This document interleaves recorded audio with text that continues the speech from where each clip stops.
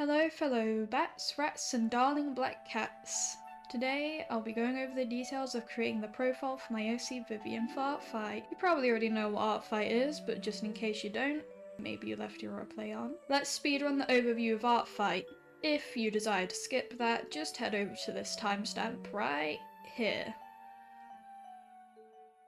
Artfight is an annual art gifting game that takes place during the month of July where artists alike can post their characters to the website and create a form of art for other people's characters for points, so kind of like a game. Each year there are two participating teams, like in 2025 the teams of fossils vs crystals. Users can choose either of these teams, but the teams don't dictate much outside of the colour of the accents on your profile and the teams you receive more points from. The term attack refers to a piece of art you give to another player, usually it's referred to giving one to the opposing team, meanwhile friendly fire refers to a piece of art you give to the same team which gives you less points than a regular attack. Defense is referred to attacks that you receive. The points received are dictated by effort rather than skill, so the point system is incredibly friendly and allows for beginner artists to gain a good amount of points too, but don't try and fixate too hard on the points. Artfight is supposed to be just for fun. So do whatever's within your realm of comfort or desire. You can do tons of little sketches or grandiose rendered paintings. You're not just restricted to 2D art, so don't feel pressured to only do 2D art. Alright, you all caught up? Then let's cut the rebop. Get comfortable, grab a snack, and most importantly, don't forget to hydrate. Yes, I'm referring to you over there. And listen to me shower you with all the information you could ever need about Vivian. Vivian is probably my favourite character of mine. Although my stockpile of Milo art that could probably last me an entire year probably doesn't suggest it. That's because despite what I said about him last time, I still particularly use him as a personal, emotional and mental outlet. When I'm stressed, he is suffering too. But that's enough about Millie for now, let's get to Vivian. Originally, Vivian was part of a fanfiction for We Deleted You, as I mentioned last time. She was an opposing force for Milo, or I guess at this point, Star. She was nowhere near the third dimension. I probably won't even say she's in the second dimension at this point. She was a goop demon. An evil goop demon. She was evil just because, and while I'm not the one to fuss when other people make a character evil just because, when it comes to my characters, I tend to be much more picky unless they've been purely manifested out of the desire to design. Vincent replaced that position though, then she temporarily just faded into the background again. Cursed to be another one of my characters to become irrelevant. Just like Celia, and Celeste, and Kai, and Michael, and Eloise. Maybe I should bring them back. Anyways, she obviously didn't fade into obscurity, she's still here and being drawn right now. Why's that? Well, I made her related to Vincent, and I guess be the good sibling out of the two. This is where I think the current state of the story truly stems from, and while their appearances and relations to each other are wildly different now, they're not siblings anymore. Their dynamic is practically identical to the initial dynamic they had with each other. But how did she go from goo demon to just a regular human, I hear you ask? Or maybe not. I don't know. This is where my Call of Duty hype fixation comes into play. Currently I'm not completely fawning over Call of Duty, that title goes to Dracula. But when I started fawning over it with my introduction through honestly the most embarrassing way ever, I took all of these characters from We Deleted You because the fandom was in the deepest pits of hell and I wanted out as soon as possible. And I put them in the time frame of Modern Warfare 2022. And I never went back. They're now completely a part of their own universe, but I think my inspiration from the Modern Warfare series is something you simply just can't deny. I mean, if you had the power to look at the story outline, you would see. But you can't. It's all mine. You know, Vivian used to be white. Milo used to be white. It's freaky to think about now. Why? I might actually have a recreation of what Milo used to like when he was Star, cause it's pretty dramatic. I don't think I have anything of Vivian, but I can definitely find something of Milo. So when I said that Milo had a wife, and a wife that was actually the captain of the army, that's Vivian. There's Vivian. Look at her. Look at her! I love her so much. You don't understand, guys. She's like, if Milo's my Blorbo, she's my Scrunkly. I love her so much. Like, I love her so much. I don't know what, I can't put into words.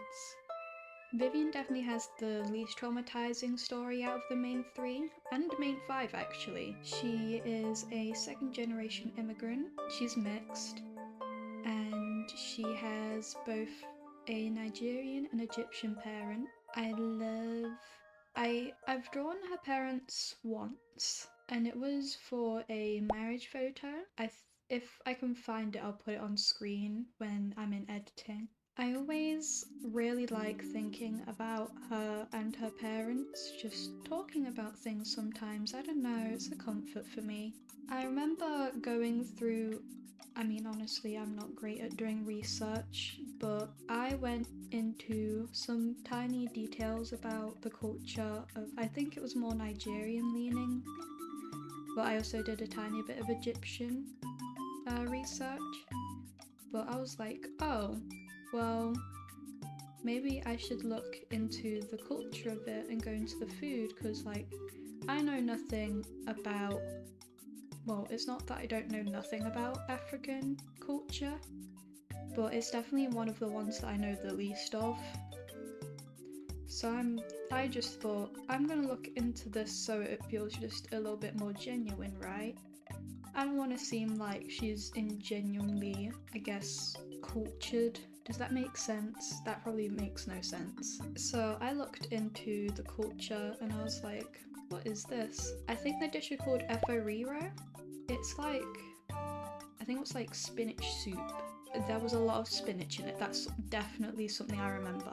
Spinach stew, spinach soup, and I remember looking up a recipe and there were like 6 cups of spinach. I was like, whoa, actually, what cup are we using? But anyway, I then put that into detail and I was like, you know what? I think this could be a dish that, considering how Milo struggles with eating, this looks like something Milo could eat, and it would be like a little shared thing between them, and little couple goals. Vivian tries to widen Milo's palate, and they get to cook together, and they get to do little slice of life stuff, and I love her so much. They're my favourite OCs, and I'm so emotional over them. I remember last 2025 Artfight, I got one attack with both of them in, and I had to put my phone down. I'm gonna be honest, I had to put my phone down and go downstairs and just think, I love them so much, and I got a drawing of them, and they're so cute, and I love them. I want more of them. I should draw them together more. You know what? I'm never allowed to draw them separated ever again after this. They always have to be together. Unlike to Milo, Vivian also has PTSD, and she's also bisexual. Absolute win for the bi for bi stands. She initially comes into the story with Milo in around, I'm gonna use the British terms for this, so don't eat me. Around, I want to say, the 8th year in school, I mean. They meet in some kind of student council, and they don't necessarily speak to each other, but this is where they're initially introduced to each other. And Milo's very closed off around this point in the story, and Vivian just wants to crack this egg open. So she kind of waited patiently for the right moment to go up to him and be like, hey, my name's Vivian. She's just a little bit socially inept. Milo's even more socially inept. They're both awkward, but Vivian's more awkward because she's grown up in a more misanthropic position and she's an introvert. Milo is because he's closed off and doesn't trust people, but he's not a misanthrope. He just doesn't trust people. So they basically meet during one of Milo's breakdowns.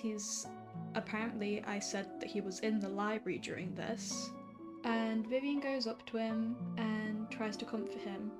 This is where their friendship starts, and they stay friends for, I think, considering how some people can rush into the idea of a relationship, they took it pretty slow, and they were very awkward teenager things. So then they get together, but then they break up. And then they get together again, and they don't break up that time. What essentially broke them up the first time is that Milo was absolutely going berserk and broke it off. He was so paranoid about everyone hating him and everyone wanting to do something bad to him, so he broke it off before Vivian could do anything bad to him. And then Milo realized he was being paranoid. And then they don't really speak for a while. But then it gets to like, I want to say year 10 of school.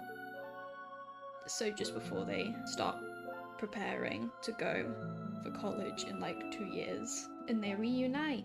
And they become friends again. And then they get together again. Though I do think, if I remember correctly, yes, I do write down my lore. Yes, I do usually remember my lore, but I can't exactly remember the time period where they get back together. They definitely become friends, and then I want to say that after some point after college they get back together. Milo's out of his house at this point. He's living with Vincent, and they're not toxically codependent on each other, so everything's good. He's literally in the peak of his life at this point, and they get back together again.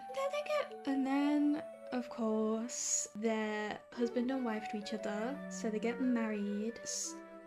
Like, oh my god. I keep wanting to redraw their marriage photo, but I need to stop doing it because I'm just gonna waste all my time on redrawing their marriage photo. And then I'm gonna have like 50 different wedding outfits for both of them. And oh my god. But at least it forces me to put Vivian in the most stunning dresses I can physically imagine. She is my queen. Milo, get out the way. Anyways, I think that's enough for today. So again, do not forget to hydrate. I'm still looking at you behind the screen there. And have a good day.